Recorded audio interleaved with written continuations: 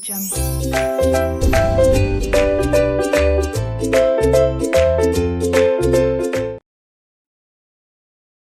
Morning friends, कैसे आप लोग? All good? ओके, स्टार्ट करें। फ्रेंड्स, हम लोग डिस्कस कर रहे हैं chapter 6 input tax credit. CGST act में आईटीसी के रेस्पेक्ट में जो प्रोविजन है वो सेक्शन 16 से 21 में दे रखे हैं, बट हमें 3 सेक्शन डिस्कस करने हैं, 16, 17 और 18। लास्ट लेक्चर में हम लोगों ने सेक्शन 16 स्टार्ट किया था। तब मैंने आपको कहा था कि इस सेक्शन में हमको टोटल 4 सबसेक्शन डिस्कस करने हैं। 16 सबसेक्शन 1 एलिजिबिलिटी के बारे में बात करता है कि आप आईटीसी के लिए कब एलिजिबल होंगे। सबसेक्शन 2 में 5 कंडीशंस दे रखी हैं, अगर वो सेटिस्फाइड होगी तो आप आईटीसी क्लेम कर सकते हो। सबसेक्शन 3 में हम कुछ डेप्रिसिएशन जैसी बात करने वाले हैं, और सबसेक्शन 4 में टाइम लिमिट की बात कर रखी है जो हम डिस्कस करेंगे। सबसेक्शन 1 में क्या कहा था? एलिजिबिलिटी, कि एक रेसिपिएंट, एक पर्सन आईटीसी क्लेम करने के लिए कब एलिजिबल होगा। जहां 2 बातें इंपॉर्टेंट थी। फर्स्ट, वो पर्सन रजिस्टर्ड होना चाहिए, दैट मीन्स अनरजिस्टर्ड पर्सन कभी भी आईटीसी क्लेम नहीं कर सकते। सेकंड, जिन गुड्स या सर्विसेज पर आईटीसी लेनी है, दैट गुड्स और सर्विसेज आर यूज्ड और intended to be used in the course of business और furtherance of business. That means business goods, business service के रेस्पेक्ट में आप आईटीसी क्लेम कर सकते हो। आप अपने पर्सनल यूज के लिए घर पे जो गुड्स या सर्विसेज लेते हो, टैक्स तो पे किया होगा, बट आप उसके आईटीसी क्लेम नहीं कर सकते। अगर ये दोनों कंडीशन सेटिस्फाइड होती है तो आप आईटीसी क्लेम करने के लिए एलिजिबल होंगे। बट आपको आईटीसी कब मिलेगी? जब आप सेक्शन 16 सबसेक्शन 2 में जो 5 कंडीशंस दे रखी है वो आप सेटिस्फाइड करें। और ये 5 कंडीशंस क्या थी? फर्स्ट था, जो पर्सन आईटीसी क्लेम कर रहा है उसके पास कोई ना कोई टैक्स पेइंग डॉक्यूमेंट होना चाहिए, कि उसने जीएसटी पे करी थी, उसने जीएसटी का बर्डन लिया था, जीएसटी उसका इनपुट टैक्स है, उसे क्रेडिट चाहिए, तो उसका कोई ना कोई डॉक्यूमेंट होना चाहिए कि ऐसा बर्डन उसने लिया है। दूसरा, आईटीसी तो किसको मिलेगी? रिसिपिएंट को। सेकंड कंडीशन में क्या कह रखा है? जो सप्लायर है उसने उस tax paying document, for example invoice, debit note, इसकी डिटेल खुद के जीएसटीआर 1 जब उसने फाइल किया था सप्लायर ने, उसमें अपलोड कर दी हो। क्लियर? थर्ड कंडीशन थी, गुड्स और services are received. That means what, भले ही आपने टैक्स पे कर दिया हो, लेकिन आप आईटीसी केवल तभी क्लेम कर सकते हैं जब वो गुड्स या सर्विस आपको एक्चुअल में रिसीव हो जाए। फोर्थ कंडीशन फ्रेंड्स डिस्कस करेंगे हम, जिस सप्लाई पर वो टैक्स लग रहा है वो टैक्स गवर्नमेंट को एक्चुअली पे करना पड़ेगा। तो गवर्नमेंट के पास अगर वो टैक्स नहीं पहुंचा है तो आप आईटीसी क्लेम नहीं कर सकते। और लास्ट कंडीशन जो हम डिस्कस करेंगे कि जो रिसिपिएंट है उसको रिटर्न फाइल करना पड़ेगा, जो हम आज डिस्कस करेंगे। Okay friends, now friend 3 condition हम लोग डिटेल में डिस्कस कर चुके हैं। फोर्थ कंडीशन से मैं आज स्टार्ट करूंगा, तो एक बार आप रिवाइज कर लो, फिर स्टार्ट करते हैं हम लोग कंडीशन नंबर 4। ओके, एक बार आप रिवीजन कर लीजिए।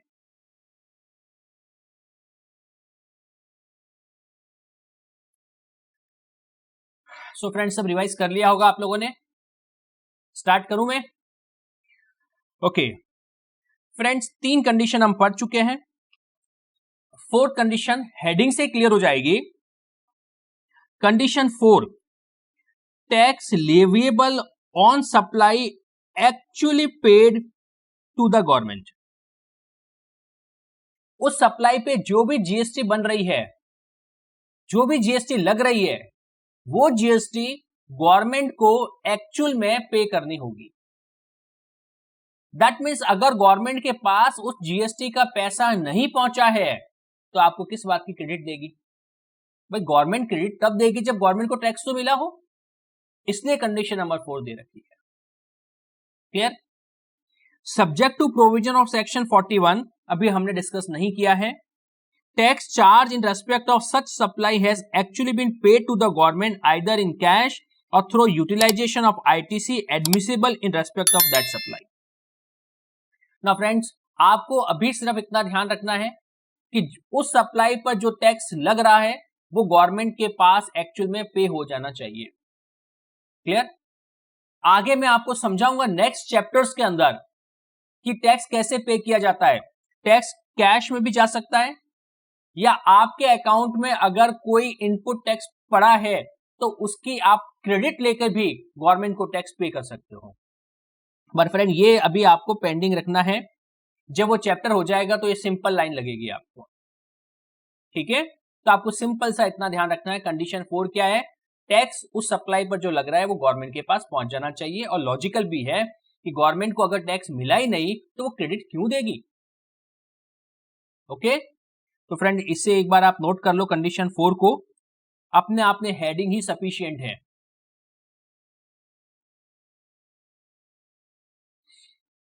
नोट कर लिया?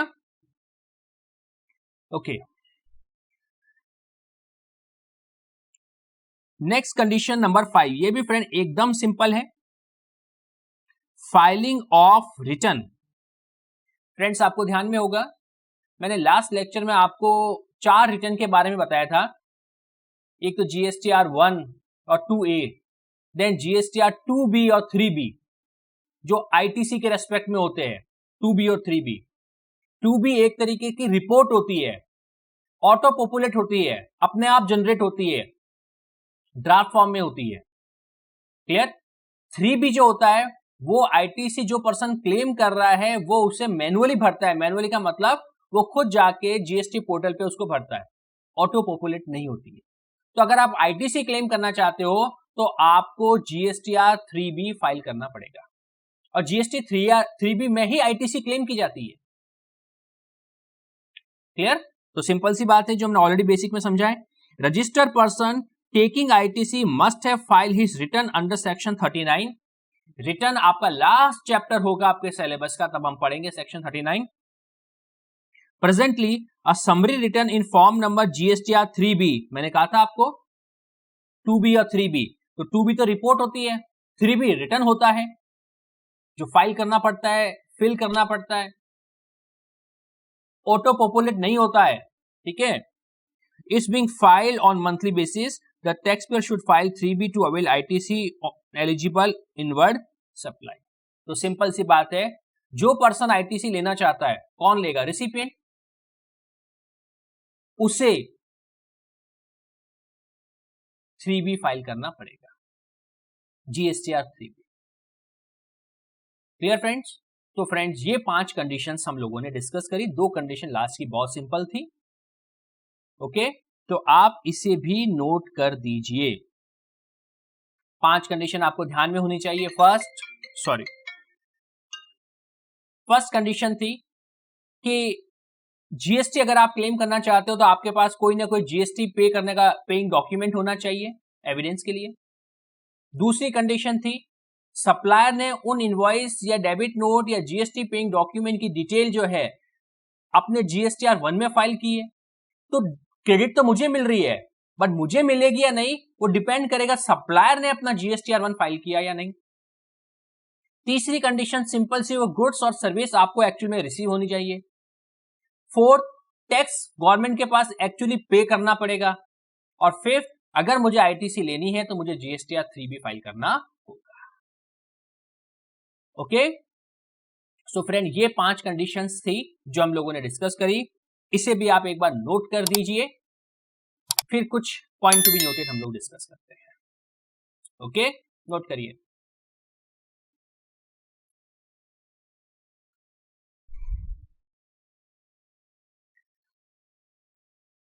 फ्रेंड्स, आईटीसी क्लेम करने की सारी कंडीशन हम लोगों ने डिस्कस करी।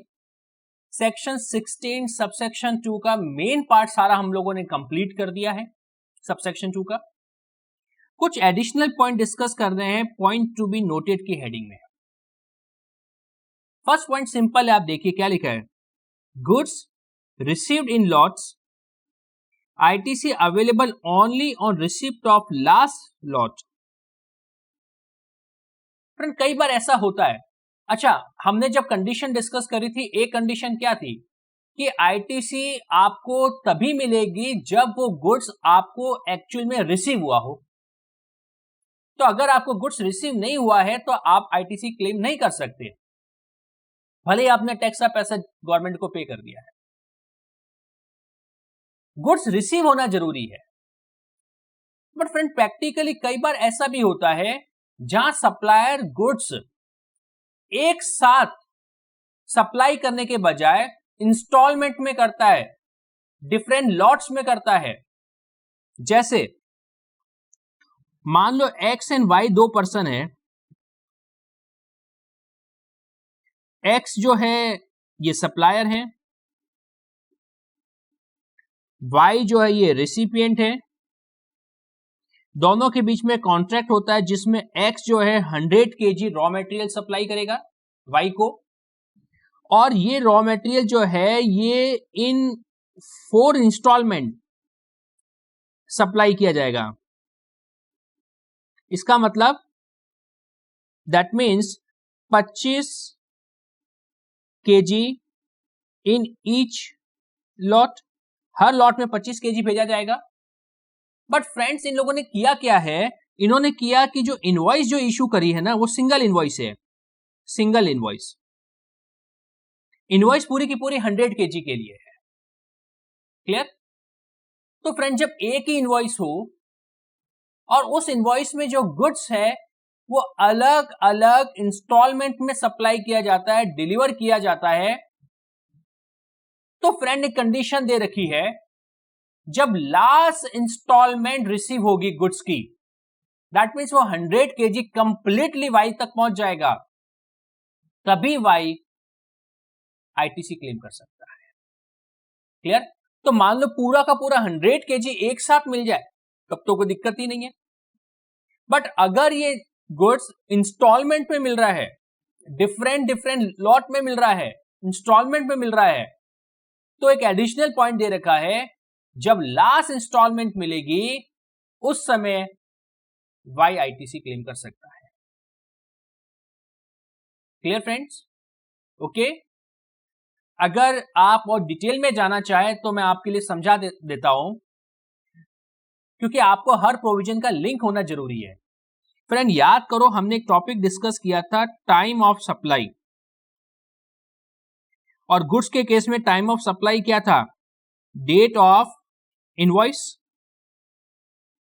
तो मान लो ये जो सिंगल इनवॉइस है, ये सिंगल इनवॉइस इशू करी है 25 नवंबर को, और पहली इंस्टॉलमेंट 25 नवंबर को भेजी, उसके बाद दिसंबर, जनवरी, फरवरी ऐसे 4 इंस्टॉलमेंट कंप्लीट कर दी। तो जैसे ही उसने पूरे 100 kg की सिंगल इनवॉइस इशू करी है, तो टाइम ऑफ सप्लाई पूरे 100 kg पर कब आ जाएगा? 25 नवंबर को। जैसे टाइम ऑफ सप्लाई आ गया, इसका मतलब जीएसटी पे करने की लायबिलिटी आ गई।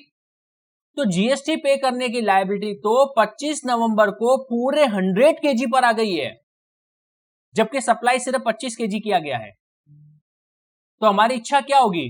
अरे पूरे 100 kg पर गवर्नमेंट को जीएसटी मिल गई है, तो पूरे 100 kg पर 25 नवंबर के बाद जो ड्यू डेट आ रही है आप आईटीसी क्लेम कर लो। नहीं, भले गवर्नमेंट को 100 kg पर टैक्स मिल गया है, लेकिन आईटीसी वाई को कब मिलेगी? जब गुड्स की लास्ट इंस्टॉलमेंट।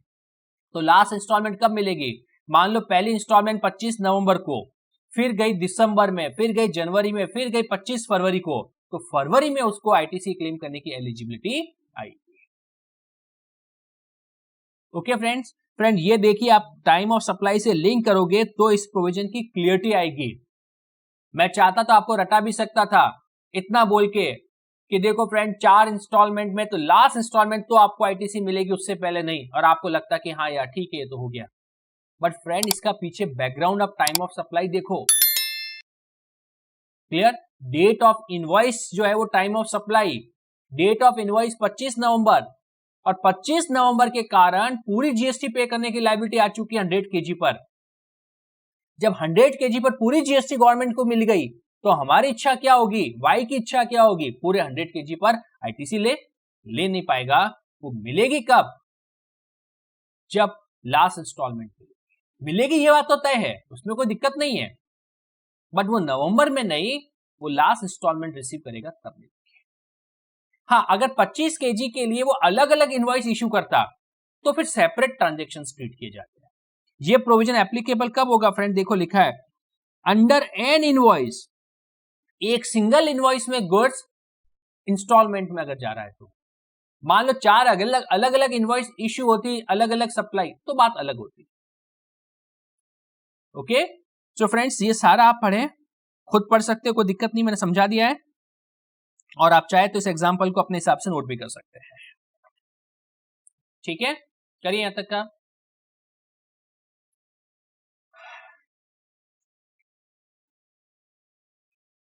फ्रेंड नेक्स्ट जो मैं पॉइंट ले रहा हूं, इसको बहुत अच्छे से सुनना, समझना। हो सकता है थोड़ी सी आपको दिक्कत हो, इसलिए मैं आपको पहले से क्लियर कर रहा हूं। हाँ, अगर मुझे याद कराना होता तो फ्रेंड्स मैं फटाफट 4-5 लाइनें बोलता और आपको याद भी हो जाता। बट याद होने का मतलब ये नहीं है कि आपको समझ में आ गया है, अंडरस्टैंडिंग जरूरी है। तो इस प्रोविजन को समझने के लिए भी आपको टाइम ऑफ सप्लाई वापस से माइंड में लानी पड़ेगी। और टाइम ऑफ सप्लाई फ्रेंड क्या डिसाइड करती है? जीएसटी पे करने की लायबिलिटी। क्लियर? अच्छे से सुनना, मैं पहले हेडिंग पढ़ रहा हूं, payment for the invoice to be made within 180 days. Simple सा है, इनवॉइस की डेट से 180 दिन के अंदर पेमेंट करना पड़ेगा। पेमेंट कौन करेगा? सप्लायर या रेसिपिएंट? पेमेंट कौन करेगा, सप्लायर या रेसिपिएंट? Obviously recipient. क्लियर? अब देखिए आप, सीन क्या बनेगा, जैसे एक्स, हमेशा की तरह हम जो बात कर रहे हैं, और वाई। एक्स जो है ये सप्लायर है, वाई जो है ये रेसिपिएंट है। क्लियर? दोनों के बीच में कॉन्ट्रैक्ट हुआ, जहां एक्स वाई को कोई गुड्स या सर्विसेज सप्लाई करेगा।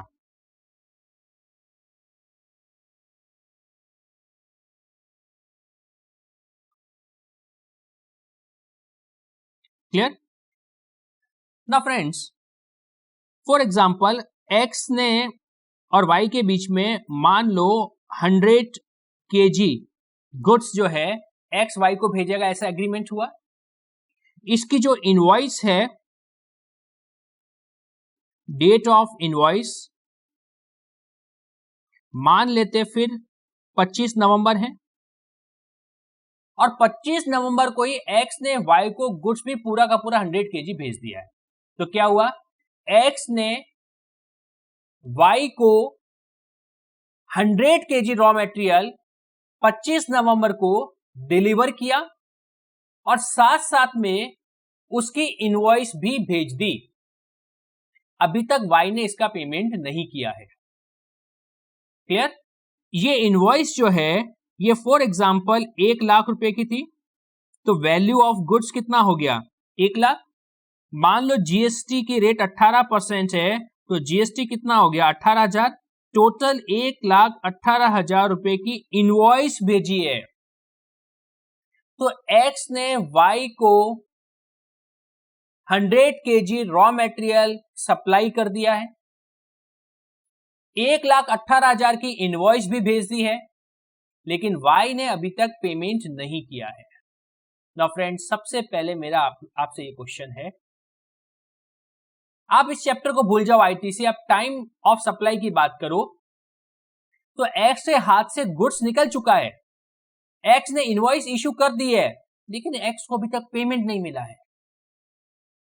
बट क्या एक्स, और ये फॉरवर्ड चार्ज में आ रहा है, फॉरवर्ड चार्ज में, इसका मतलब जीएसटी पे करने की लायबिलिटी किस पे होगी, एक्स के ऊपर। क्लियर। सो जो ट्रांजेक्शन है ये फ्रेंड मैं यही लिख लेता हूं, ये फॉरवर्ड चार्ज का है, क्योंकि नॉर्मल चार्ज पे ये प्रोविजन एप्लीकेबल ही नहीं होता है, अभी आपको मैं बता भी दूंगा। क्लियर, फॉरवर्ड चार्ज का है, तो जीएसटी कौन पे करेगा, एक्स पे करेगा। तो ट्रांजेक्शन फॉरवर्ड चार्ज में है, एक्स को जीएसटी पे करनी है, एक्स सारा गुड्स भेज चुका है, एक्स उसकी इनवॉइस भी वाई को भेज चुका है, लेकिन वाई ने अभी तक पेमेंट नहीं किया है। सोचो फ्रेंड, एक्स की टाइम ऑफ सप्लाई क्या होगी, याद करो सेक्शन 12, टाइम ऑफ सप्लाई क्या होगी friends, time of supply of x क्या होगी, डेट ऑफ इनवॉइस, और मैं मानता हूं कि with in time limit invoice issue कर दी है, और डेट ऑफ इनवॉइस क्या है 25 नवंबर। तो जैसे ही 25 नवंबर को इनवॉइस इशू करी, क्या इस दिन टाइम ऑफ सप्लाई नहीं होगी, होगी। इसका मतलब एक्स की जीएसटी पे करने की लायबिलिटी जो है, लायबिलिटी टू पे जीएसटी 25 नवंबर को अराइज हो गई, और 25 नवंबर के बाद जो ड्यू डेट्स आएगी, जो मैं चैप्टर में पढ़ाऊंगा आपको नेक्स्ट चैप्टर में, उस दिन ये गवर्नमेंट को पे कर देगा। क्लियर। एंड मैं लिख लेता हूं, and GST is paid by X to government, liability I और उसके बाद ड्यू डेट पर उसने पे भी कर दी। तो फ्रेंड देखो एक्स को कितनी दिक्कत हो रही है, एक्स के हाथ से गुड्स भी जा चुका है, पेमेंट नहीं मिला है, ऊपर से 18,000 रुपए का जीएसटी भी एक्स को गवर्नमेंट को पे करना पड़ा है। क्लियर ना फ्रेंड्स, जैसे एक्स ने 18,000 रुपए गवर्नमेंट को जीएसटी पे किया, फ्रेंड वाई उसकी क्रेडिट भी ले लेगा, ऐसे प्रोविजंस है, कोई दिक्कत नहीं, वाई को गुड्स डिलीवर हो गया, वाई के पास इनवॉइस है, सारी कंडीशन सेटिस्फाइड हो गई, वाई को आराम से क्रेडिट भी मिल जाएगी, तो वाई को तो मजा आ गया, गुड्स भी मिल गया, न तो उसकी वैल्यू चुकाई, न उस पर जीएसटी चुकाया, और ऊपर से उसने 18,000 की क्रेडिट भी ले ली, क्योंकि गवर्नमेंट के पास टैक्स तो मिल गया है। तो वाई ने जो क्या किया है, वाई हैज टेकन आईटीसी भी उसने ले ली होगी, इसमें भी कोई दिक्कत नहीं है वाई को।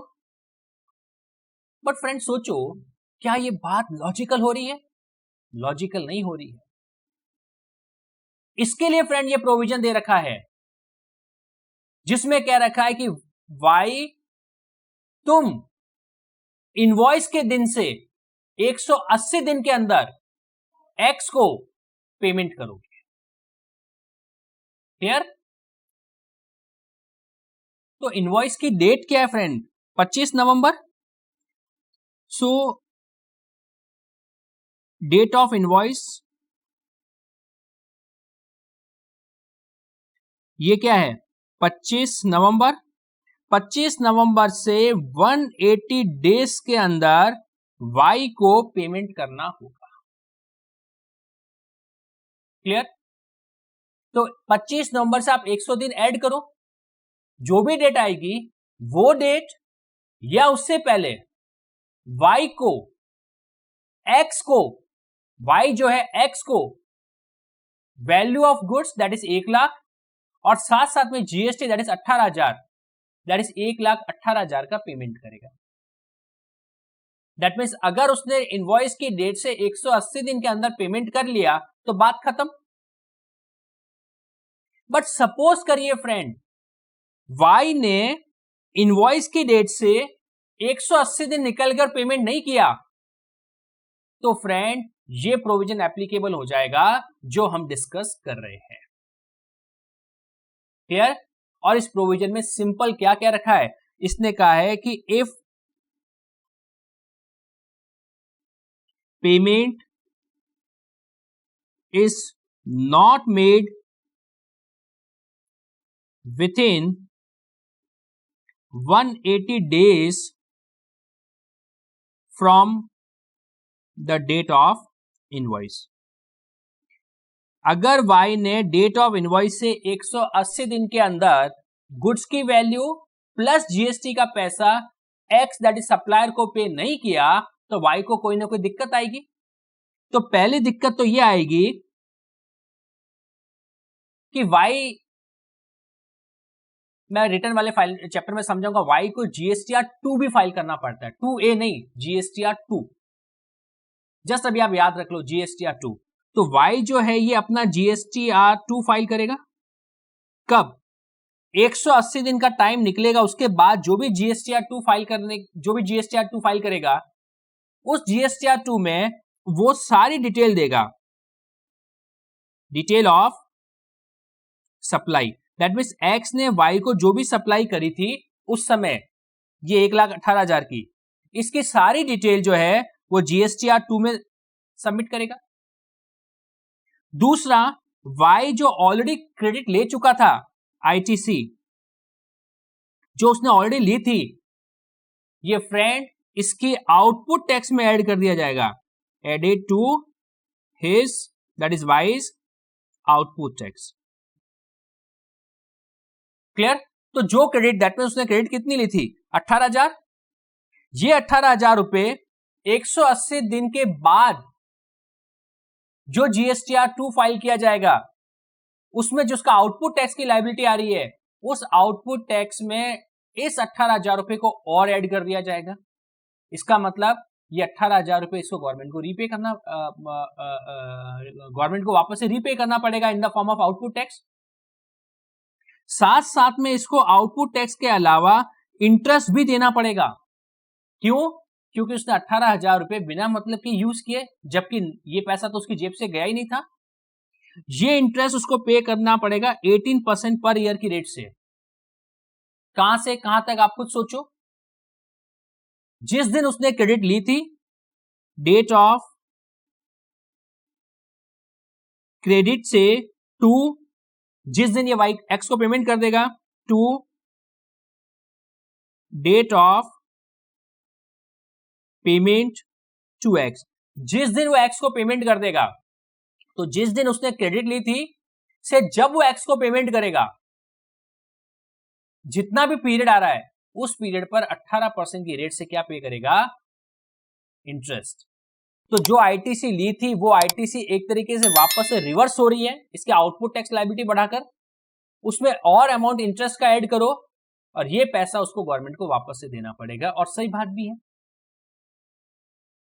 लेकिन हां, मान लो उसने 300 दिन बाद पेमेंट कर दिया एक्स को, तो एक बार तो 180 दिन बाद उसकी आईटीसी रिवर्स हो जाएगी। लेकिन जब भी फ्यूचर में वो एक्स को पेमेंट करेगा, मान लो 300 दिन बाद पेमेंट किया, 600 दिन बाद पेमेंट किया, जब भी वो फ्यूचर में पेमेंट करेगा उससे ये आईटीसी वापस से मिल भी जाएगी। दैट मींस फ्रेंड क्या हुआ? पहले आईटीसी ली, इस कंडीशन के साथ दी कि आप सप्लायर को 180 दिन के अंदर पेमेंट कर देना। आपने 180 दिन के अंदर पेमेंट नहीं किया तो वो आईटीसी वापस से रिवर्स करी, आपका आउटपुट टैक्स बढ़ाया और विथ इंटरेस्ट आपको गवर्नमेंट को पैसा देना पड़ा। लेकिन हां, थोड़ा सा रिलैक्सेशन क्या है, जब भी आप एक्स को पे कर दोगे हम वापस से ये आपको आईटीसी दे भी देंगे। Clear friends? ओके, तो फ्रेंड इस ट्रांजैक्शन को आप अच्छे से पहले समझे। क्या हुआ था कि एक्स ने वाई को कोई गुड्स या सर्विस सप्लाई करी, वो गुड्स डिलीवर कर दिया, उसकी इनवॉइस भी भेज दी, बट वाई ने अभी तक पेमेंट नहीं किया। क्योंकि इनवॉइस इशू करते ही एक्स का टाइम ऑफ सप्लाई आ गया, क्योंकि ये प्रोविजन सिर्फ फॉरवर्ड चार्ज में एप्लीकेबल होते हैं, तो एक्स का time of supply date of issue of invoice के कारण अराइज हो गया, तो उसको गवर्नमेंट को जीएसटी देनी पड़ी। एक्स ने गवर्नमेंट को जीएसटी दी तो वाई ने उसकी क्रेडिट भी ले ली, तो वाई को तो मजा आ गया, गुड्स तो मिल गया जिसका न तो उसने पेमेंट किया न उस पर जीएसटी दी, ऊपर से उसकी क्रेडिट और ले ली। तो वाई को कहा इस प्रोविजन में कि तुम एक्स को गुड्स प्लस उसकी वैल्यू 180 दिन from the date of invoice पे कर देना। अगर पे कर दिया तो बात सारी खत्म। अगर तुमने नहीं किया तो ये प्रोविजन एप्लीकेबल हो जाएगा। तो जब भी तुम जीएसटीआर 2 फाइल करोगे 180 दिन के बाद, उस महीने का जो भी महीना आएगा और उसका जीएसटीआर 2 फाइल करोगे, उसमें तुमने एक्स से जो भी सप्लाई ली थी उसकी डिटेल डालनी पड़ेगी। आपने कितनी क्रेडिट ली थी उस समय उस सप्लाई पे, उसकी भी डिटेल डालनी पड़ेगी। वो क्रेडिट रिवर्स होकर आपके आउटपुट टैक्स लायबिलिटी को ऐड कर देगी। साथ साथ में आपको 18% की रेट से इंटरेस्ट भी देना पड़ेगा। ये 18% इंटरेस्ट पर ईयर कहां से काउंटिंग किया जाएगा, कितने दिन का? तो जिस दिन आईटीसी ली से लेकर जब तुम एक्स को पे कर दोगे तब। क्लियर? ओके। बट फ्यूचर में जब आप पे करोगे, आप दोबारा इसके आईटीसी भी क्लेम कर सकते हो without any limit. Okay, so friends, एक बार आप इसको अच्छे से नोट कर दो।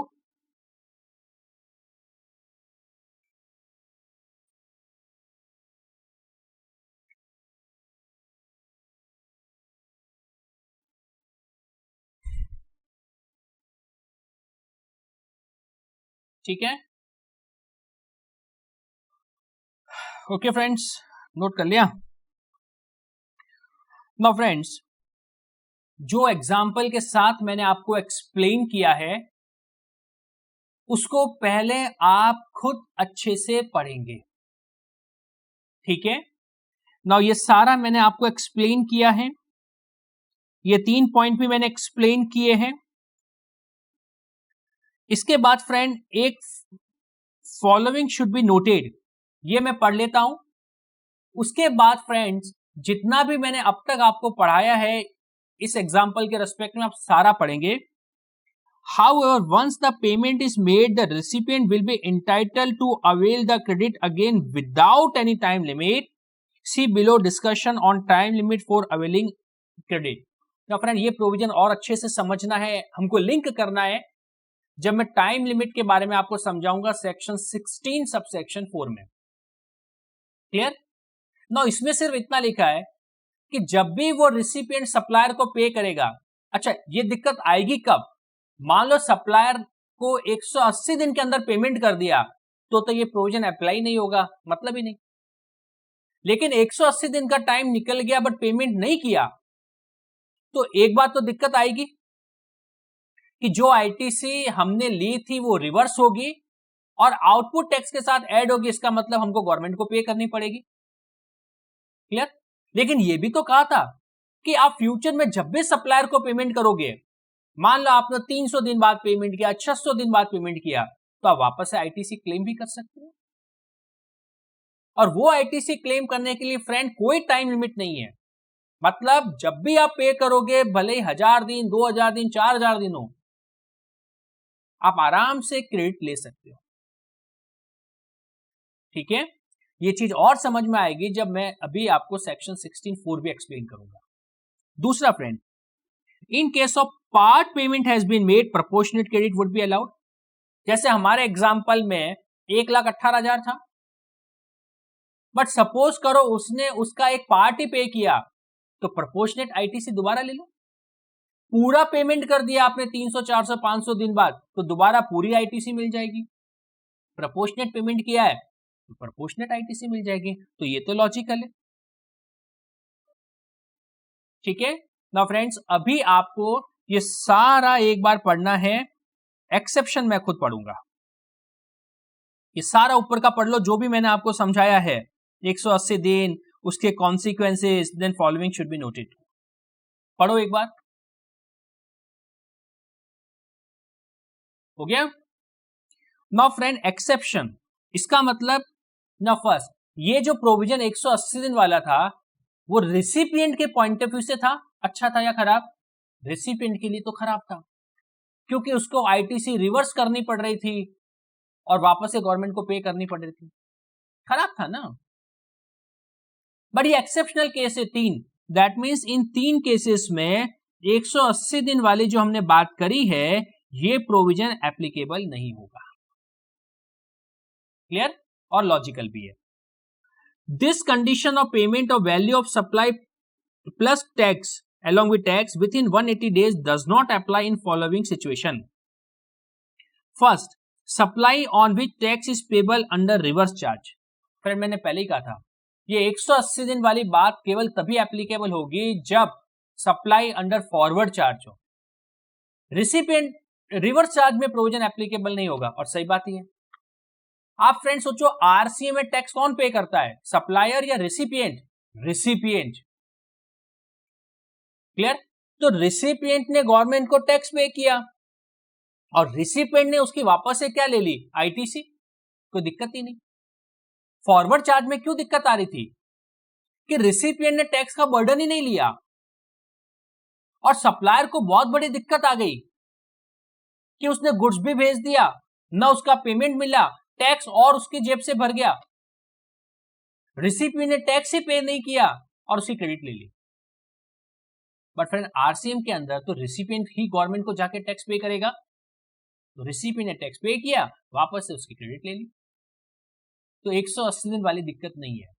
हाँ, रिसिपिएंट सप्लायर को पे नहीं करता, वो उनका पर्सनल मैटर है, गवर्नमेंट को क्या लेना देना उससे.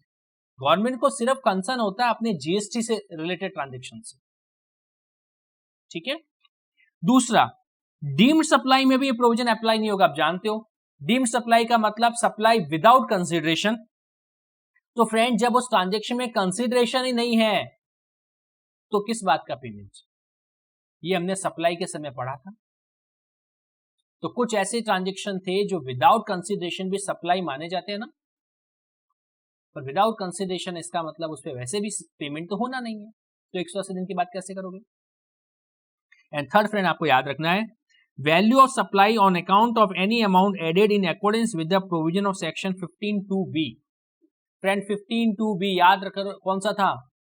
5 inclusion the value of supply में, जिसका सेकंड था amount paid to third person by recipient on behalf of supplier. तो रिसिपिएंट ने पेमेंट किया ही होगा वहां. तो सप्लायर को नहीं किया है तो क्या वो सप्लायर के बिहाफ पे थर्ड पर्सन को कर दिया ना, तो वहां तो पेमेंट हो गया. तो वहां ये प्रोविजन तो लग ही नहीं सकता. क्लियर. तो फ्रेंड्स ये एक्सेप्शन भी आपको अच्छे से नोट करने हैं. एक एग्जांपल दे रखा है, चलो मैं पढ़ लेता हूं. Due to a quality dispute PZP limited withhold payment. इसने पेमेंट रोक दिया, इसका मतलब ये कौन होगा, ये रेसिपिएंट होगा. On a machine supplied by a vendor till it could be rectified. That means ये जो PZP है ये रेसिपिएंट है. इसने किसी वेंडर से मशीन खरीदी होगी, उसका पेमेंट नहीं किया. पेमेंट क्यों नहीं किया, क्योंकि मशीन में कोई ना कोई टेक्निकल फॉल्ट था. Over 180 days went in this dispute. और डिस्प्यूट में 180 दिन से ज्यादा समय निकल गया, तो 180 दिन का प्रोविजन अप्लाई होगा. The credit taken by PZW on invoice got added to the output tax liability. क्योंकि उसको इनवॉइस तो मिल चुका था, इनवॉइस मिल चुका था, इसका मतलब सप्लायर का टाइम ऑफ सप्लाई आ चुका था वेंडर का, और वेंडर ने जीएसटी गवर्नमेंट को पे कर दी. उसकी क्रेडिट PZW ने ले ली. तो 180 दिन में पेमेंट नहीं करेगा तो वापस से रिवर्स हो गए. देखो, thus it had to pay back the credit government को. Only after vendor rectified the machine and PZP released the payment could PZP take the credit again. जब मशीन ठीक हो जाएगी और ये वेंडर को पेमेंट कर देगा, दोबारा उसकी क्रेडिट मिल जाएगी. क्लियर. सो फ्रेंड सिंपल सी बात थी, ऐसा कुछ इसमें था नहीं. यहां तक आप पढ़िए, नोट करिए, फिर आगे हम लोग पढ़ेंगे. तो फ्रेंड्स इसी के साथ हमारा सेक्शन 16 सबसेक्शन 2 कंप्लीट हुआ. 16 सबसेक्शन 1 में हमने एलिजिबिलिटी की बात करी. 16 सबसेक्शन 2 में हम लोगों ने 5 कंडीशंस के बारे में बात करी, वन बाय वन सारी डिस्कशन करी, और उसमें 2 additional point to be noted भी डिस्कस किए. फ्रेंड्स 16 सबसेक्शन 3 तो एकदम ही सिंपल है. और अगर इनकम टैक्स में आपने डेप्रिसिएशन पढ़ चुके हो section 32 of income tax act, तो ये बहुत इजीली पता चल जाएगा. If depreciation claimed on tax component ITC not allowed. Now friends, इसको समझने के लिए आपको section 32 of income tax act अगर आपने पढ़ लिया है तो याद करना पड़ेगा, रिकॉल करना पड़ेगा, और नहीं पढ़ा है तो जब आप पढ़ोगे वो सेक्शन और उसके साथ इस 16(3) को लिंक करोगे तो समझ में आ जाएगा। Now section 32 income tax, for example आपने एक प्लांट खरीदा, प्लांट एंड मशीन 1 लाख रुपए की, क्लियर। मान लो उसके ऊपर जीएसटी 18% है, तो 1,18,000 रुपए जीएसटी पे करी, और आपके लिए टोटल कॉस्ट कितनी होगी? 1,18,000। ऑब्वियसली अकाउंट्स में भी 1,18,000 ही डेबिट करोगे, मशीन अकाउंट में, प्लांट अकाउंट में। नाउ फ्रेंड्स, अगर आपने पूरे 1,18,000 रुपए के ऊपर इनकम टैक्स में डेप्रिसिएशन क्लेम कर लिया है अंडर सेक्शन 32, इसका मतलब ये हुआ भाई 1 लाख तो मेरी मशीन की वैल्यू, इस पे तो मैं डेप्रिसिएशन लूंगा, लेकिन इस 18,000 पर भी अगर मैंने कॉस्ट मान के डेप्रिसिएशन क्लेम कर लिया तो फ्रेंड कह रखा है सेक्शन 16(3) ने कि इस 18,000 की हम आपको इनपुट टैक्स क्रेडिट नहीं देंगे। इसका मतलब क्या हुआ कि आप इनकम टैक्स में या तो 18,000 पे डेप्रिसिएशन ले लो, या जीएसटी में सेक्शन 16(3) के अंदर आप उसकी क्रेडिट ले लो। दो में से एक चीज होगी, दैट इज जीएसटी 18,000 की या तो इनकम टैक्स में डेप्रिसिएशन मिलेगा या जीएसटी में उसकी आईटीसी मिलेगी। दोनों चीजें साथ साथ नहीं मिलेगी। Clear friends? ना ये आपको तभी समझ में आ सकता है जब आपने सेक्शन 32 पढ़ा है। 32 के बाद तो ये प्रोविजन बड़ा सिंपल सा है। क्लियर? तो जो भी टैक्स अमाउंट होता है उनमें आप एक ही बेनिफिट ले सकते हो, या तो आईटीसी का बेनिफिट ले लो और या फिर इनकम टैक्स में डेप्रिसिएशन का बेनिफिट ले लो। क्योंकि इनकम टैक्स में डेप्रिसिएशन लोगे, डेप्रिसिएशन तो एक्सपेंसेस है, एक्सपेंसेस बढ़ेंगे तो प्रॉफिट कम होगा, प्रॉफिट कम होगा तो टैक्स कम लगेगा। तो दो में से एक बेनिफिट आप ले सकते हो। क्लियर? मैं पढ़ लेता हूं। Where the registered person has claimed depreciation on tax component on cost of capital of goods and plant and machinery under the provision of Income Tax Act, the input tax credit on said tax component shall not be allowed. Okay? याद रखना 1 लाख की कोई दिक्कत नहीं, उस पर तो income tax में डेप्रिसिएशन मिलेगा। बात सिर्फ ये हो रही है कि जो 18,000 हमने टैक्स पे किया है, क्या उसको भी कॉस्ट में ऐड करके डेप्रिसिएशन लिया है इनकम टैक्स में? हाँ, तो यहां आपको इस 18,000 की क्रेडिट नहीं मिलेगी। Clear? In other word, either depreciation on tax component can be claimed under Income Tax Act or ITC of such tax can be availed under GST law. तो इस 18,000 का दो में से एक बेनिफिट मिलेगा, इनकम टैक्स में डेप्रिसिएशन अंडर सेक्शन 32 या जीएसटी में उसकी आईटीसी। क्लियर? तो फ्रेंड, इसको भी आपको नोट करना है तो नोट कर लो।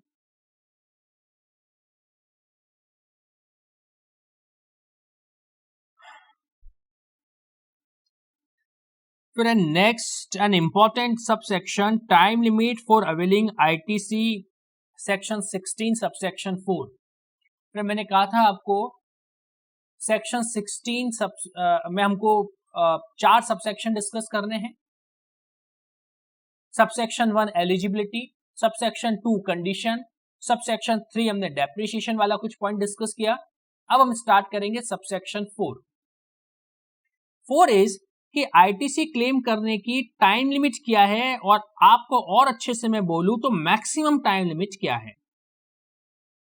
ना फ्रेंड्स, ऐसा नहीं है कि मान लो इस महीने आपकी कोई इनवॉइस आई और आप इमीडिएटली इसकी आईटीसी क्लेम करो, ऐसा नहीं है। आप 2, 4, 5 महीने बाद भी आईटीसी क्लेम कर सकते हो, कोई दिक्कत नहीं है। बट फ्रेंड, इसका मतलब यह भी नहीं है कि आपके पास अनलिमिटेड टाइम है कि जब नींद खुलेगी तब मैं आईटीसी क्लेम करूंगा, ऐसा नहीं है। क्लियर? सेक्शन 16 सबसेक्शन 4 ने क्या रखा है, किसी इनवॉइस या डेबिट नोट के रेस्पेक्ट में अगर आप आईटीसी क्लेम करना चाहते हो, करोगे तो ज्यादा से ज्यादा ये डेट है, उस डेट से पहले क्लेम कर लो। अगर वो डेट निकल गई तो वो आपके आईटीसी लैप्स हो जाएगी, आप उसकी क्रेडिट क्लेम नहीं कर पाओगे। Clear friends? तो ये मैक्सिमम टाइम लिमिट स्पेसिफाइड करती है। ढंग से सुनना, डेबिट नोट आप जानते क्या होता है? आपने अकाउंट्स में पढ़ा होगा।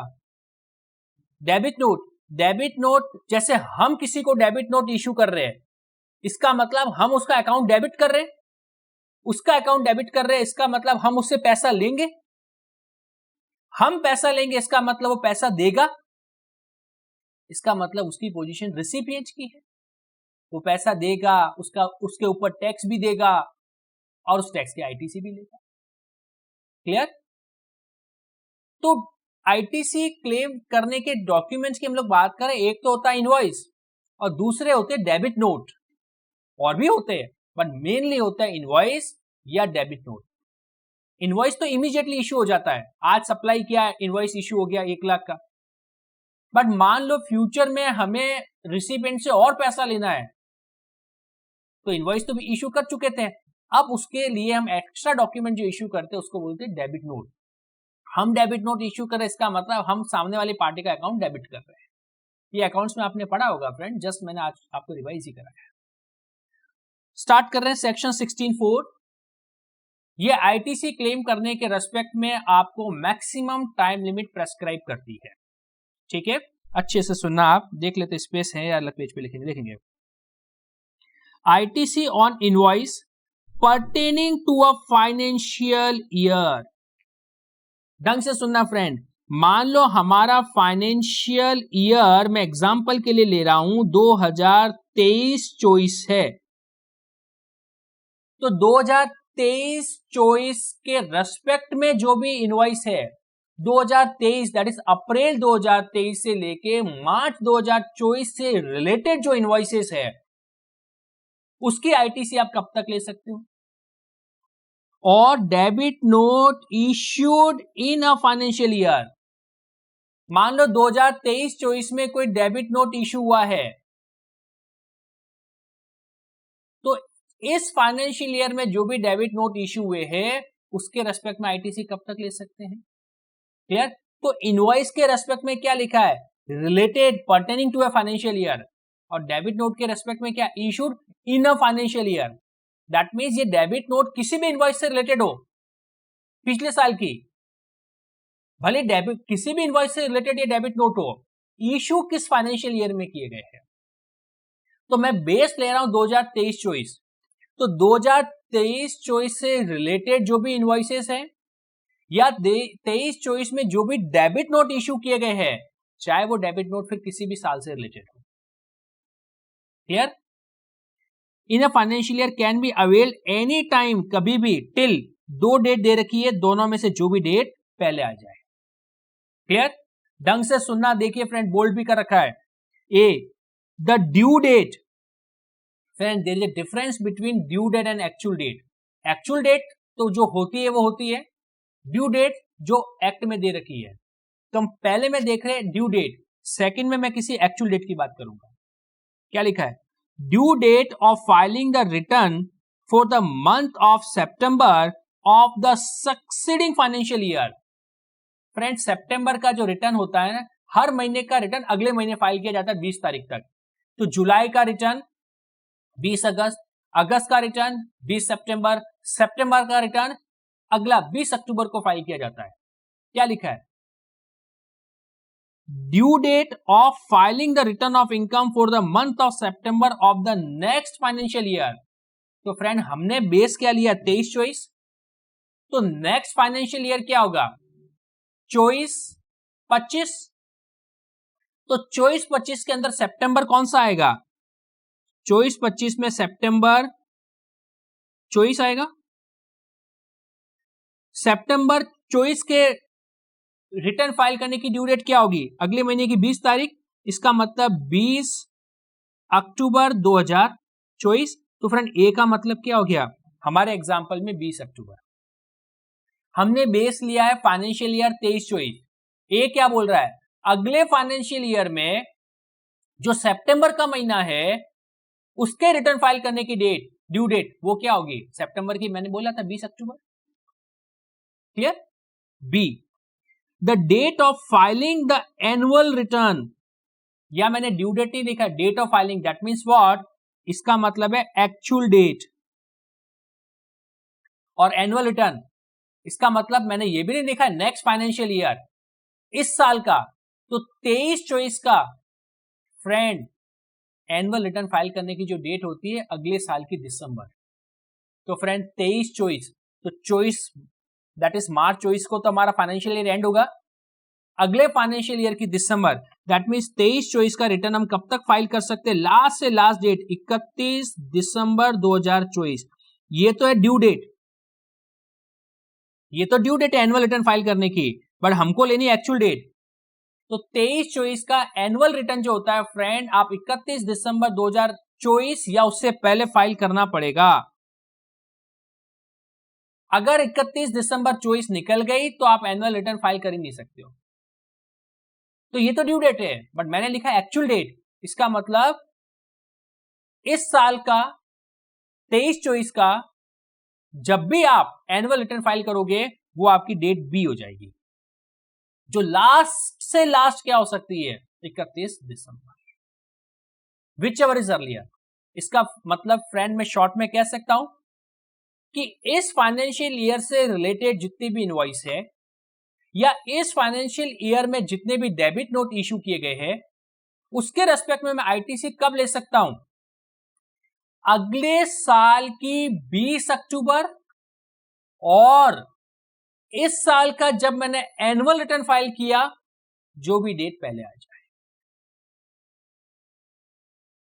क्लियर? देखो लिखा भी है, it may be noted that return for the month of September is to be filed by 20th October and annual return of a financial year is to be filed by 30th December of the succeeding financial year. Clear? But A में due date है, B में actual date है. So we can say that ITC pertaining to a particular financial year, जैसे 23-24 की, it can be availed by 20 October of next financial year और filing of annual return का मतलब actual, whichever is earlier. तो जितना भी हमने पढ़ाया उसका conclusion ये निकला है. क्लियर? एक्सेप्ट, अभी हमने कहा भी था थोड़ी देर पहले, reavailment of ITC reverse earlier, the time limit under section 16(4) does not apply for claiming reavailment of ITC that can be reversed earlier. That means जब आप दोबारा, तो क्या हुआ, पहले हमने आईटीसी ली, बाद में किसी वजह से रिवर्स हो गई, जैसे हमने 180 दिन के अंदर पेमेंट नहीं किया तो रिवर्स हो गई। अब जब हम फ्यूचर में पेमेंट करेंगे तो दोबारा आईटीसी लेंगे, यस, उसकी टाइम लिमिट नहीं है, वो अनलिमिटेड टाइम है। आप देखो फ्रेंड, इससे पहले जब मैंने आपको 16(2) समझाया था तब मैंने आपको कहा भी था, ये रहा पॉइंट टू बी नोटेड में मैंने आपको कहा भी था, without any limit see below discussion on time limit for availing, तब मैंने कहा था लिंक। तो जब आपकी आईटीसी रिवर्स करनी पड़ती है आपको, तो फ्यूचर में दोबारा भी तो आप लेते हो, तो जब दोबारा आईटीसी लोगे तो फ्रेंड उसके लिए कोई टाइम लिमिट नहीं, उसके लिए अनलिमिटेड टाइम। जैसे इस समय जब मैंने डिस्कशन किया था तो 180 दिन के बाद 180 दिन में पेमेंट नहीं किया था, आईटीसी रिवर्स हो गई। अब आपने 1000 दिन बाद पेमेंट किया, कोई दिक्कत नहीं, जब आप पेमेंट करोगे उस समय आईटीसी ले लेना, या कोई टाइम लिमिट का रेस्ट्रिक्शन नहीं है। ओके, ये लिंक किया मैंने वापस से ना फ्रेंड्स, ये आप अब अच्छे से इसका मैंने एग्जांपल दिया है और एक एग्जांपल नेक्स्ट पेज पे दे भी रखा है, पहले आप ट्राई कर लो, चलो फिर मैं एक्सप्लेन करूंगा तो और अच्छे से समझ में आएगा। तो आप इसको अच्छे से पढ़ लो, ठीक है, अच्छे से पढ़ लो, और पढ़ने के बाद इसका जो नेक्स्ट एग्जांपल दे रखा है वो भी आप कर लो, फिर मैं इस एग्जांपल को एक्सप्लेन करता हूं।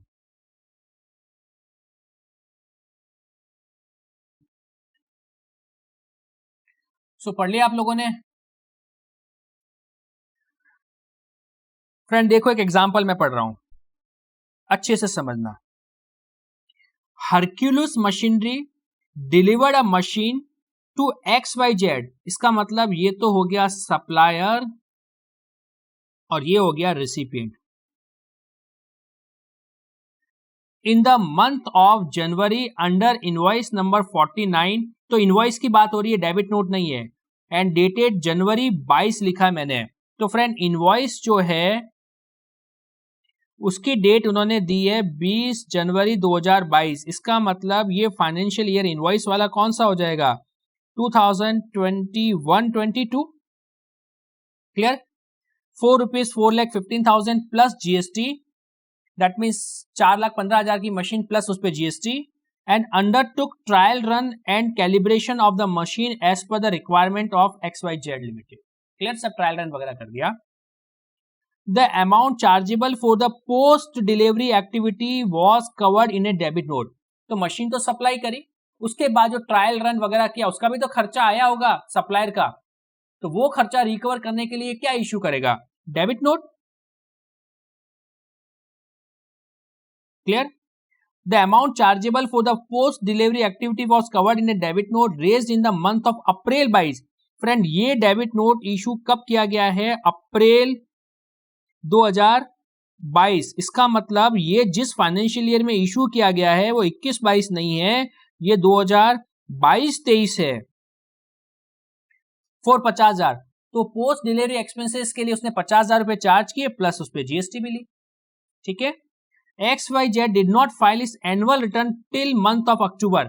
अभी तक इसने अक्टूबर तक एनुअल रिटर्न फाइल नहीं किया है, तो अक्टूबर के बाद फाइल करेगा, लास्ट से लास्ट दिसंबर तक। द टाइम लिमिट अब क्या होगी फ्रेंड्स, तो देखो इनवॉइस के लिए क्या होगा, तो मैंने कहा था जिस फाइनेंशियल ईयर से रिलेटेड ये इनवॉइस है, कौन से फाइनेंशियल ईयर की है, 21-22।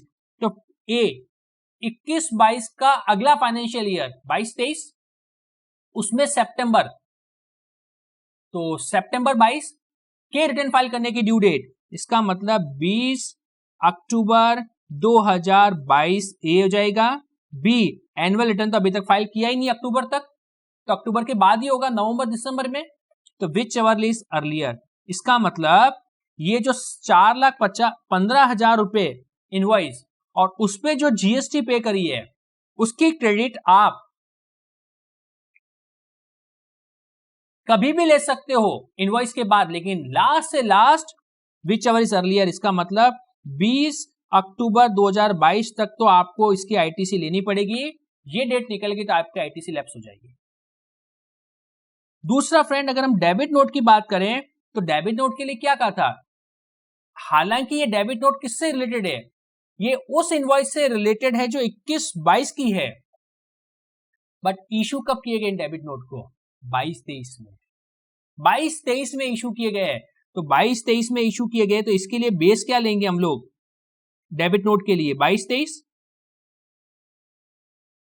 तो 22-23 को बेस रखो तो ए डेट क्या होगी, नेक्स्ट ईयर का सितंबर की ड्यू डेट।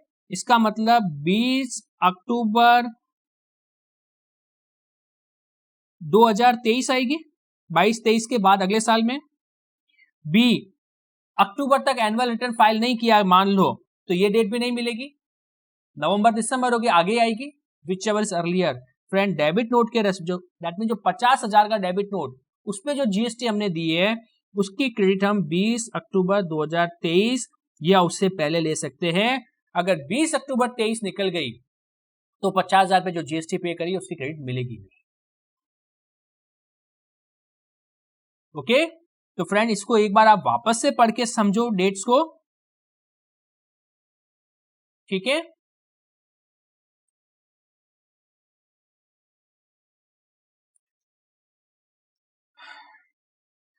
नेक्स्ट फ्रेंड कुछ खास पॉइंट नहीं है, रीडिंग से क्लियर हो जाएगा। नो आईटीसी, आपको इनपुट टैक्स क्रेडिट नहीं मिलेगी of tax paid toward demand involving fraud, tax paid in pursuance of any order where any demand has been conferred on account of any fraud, wilful misstatement and separation of fact can not be availed as ITC. Clear. तो मान लो कोई fraud है, कोई हमने miss statement दिया है और department को पता चल गया, उसने ऑर्डर इशू किया और हमसे जीएसटी मांग ली, तो जैसे हमने जीएसटी पे करी हम क्या चाहेंगे, हमको उसकी क्रेडिट मिल जाए, बट हम इसकी क्रेडिट क्लेम नहीं कर सकते। क्लियर। तो सिंपल सी बात है, जस्ट आपको याद रखना, no ITC on tax paid toward demand involving fraud. हमने कोई फ्रॉड किया, इसकी वजह से हमको जीएसटी पे करनी पड़ी, तो यस ये हमारे लिए इनपुट टैक्स तो है क्योंकि हमने पे किया है, बट हम इसकी क्रेडिट क्लेम नहीं कर सकते। सिंपल सा इसमें एक्सप्लेनेशन जैसा कुछ नहीं है। ओके नाउ फ्रेंड्स, ये था हमारा सेक्शन 16। कुछ क्वेश्चंस आपको दे रखे हैं। क्वेश्चन 2 फ्रेंड्स, चलो एक काम करते हैं, आप एक बार ट्राई कर लो, थोड़ी दिक्कत आए तो टेंशन लेने का जरूरत नहीं, मैं एक्सप्लेन कर दूंगा, आप फर्स्ट ट्राई कर लो। ओके मैं पढ़ रहा हूं। Sigma consultant and LLP limited liability partnership of finance professional providing finance consultancy service. So कुल मिला के सर्विस प्रोवाइडर है, कंसल्टेंसी सर्विस देता है। It made an advance payment ऑफ ₹1,18,000 इंक्लूसिव ऑफ IGST 18,000, इसका 18%, इसका मतलब 1 लाख रुपए सर्विस का पे किया है किसी को, 18,000 रुपए IGST का पे किया है। In the month of October to अजरूओ computer service for developing a software. तो इस सिग्मा कंसल्टेंट को कोई सॉफ्टवेयर की जरूरत थी, इसके लिए इसने सॉफ्टवेयर डेवलपर को पेमेंट किया। The software would be used by LLP to enhance the precision of finance advice given by it to various client. ठीक है, सॉफ्टवेयर यूज कर लेगा। The balance payment is to be made after successful test run of the software in the month of December. Balance पैसा जो भी बनता है वो दे देगा बाद में जब सॉफ्टवेयर सक्सेसफुल हो जाएगा। Sigma consultant has availed ITC of IGST of ₹18,000 in the month of October, और इसने IGST क्लेम कर ली। Do you think Sigma consultant can claim ITC? Examine the scenario with reference to legal provision. Now friend, इस तरह के question में सबसे पहले चेक करो एलिजिबिलिटी। चलो यार हम मानते हैं ये रजिस्टर्ड पर्सन है और बिजनेस पर्पस के लिए इसने सर्विसेज ली है। अब आप 16 सबसेक्शन 2 की 5 कंडीशन चेक करो। ना फ्रेंड, 5 कंडीशन में एक कंडीशन मैंने आपको कहा था कि आपको जीएसटी की क्रेडिट केवल तभी मिलेगी जब वो गुड्स और सर्विस एक्चुअल में रिसीव हो जाए। अरे फ्रेंड्स, आपने सिर्फ अभी एडवांस पेमेंट किया है, बैलेंस पेमेंट कब करोगे? जब आपका सॉफ्टवेयर सक्सेस हो जाएगा। इसका मतलब अभी तक सिग्मा कंसल्टेंट को सॉफ्टवेयर मिला नहीं है, उसने सर्विस ली नहीं है, और जब कोई गुड्स या सर्विस रिसीव नहीं होता है आप उसकी ITC क्लेम नहीं कर सकते हो। तो फ्रेंड, उसने जो एडवांस पेमेंट किया और उस पर जो GST पे करी, IGST, उसकी क्रेडिट ली थी, गलत है। क्रेडिट कब मिलेगी? हाँ मिलेगी जरूर, लेकिन कब? जब वो सॉफ्टवेयर उसको एक्चुअल में मिल जाएगा। ठीक है, एक बार इसको भी पढ़ लो फ्रेंड्स। पढ़ लिया फ्रेंड? एक अच्छा क्वेश्चन और दे रखा है, क्वेश्चन 3, इसको भी एक बार आप ट्राई करो, फिर मैं इसको एक्सप्लेन करता हूं, है ना? एक बार आप ट्राई करो।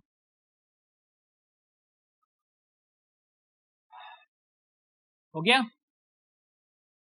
पढ़ रहा हूं मैं। Comfortable private limited is a registered under GST, अच्छी बात है, in the state of Odisha. It is engage in the business of manufacturing of iron and steel product. ठीक है, मैन्युफैक्चरर है। It has received IT engineering service from Hi-Fi Infotech Private Limited for ₹11 lakh, excluding GST 18,000।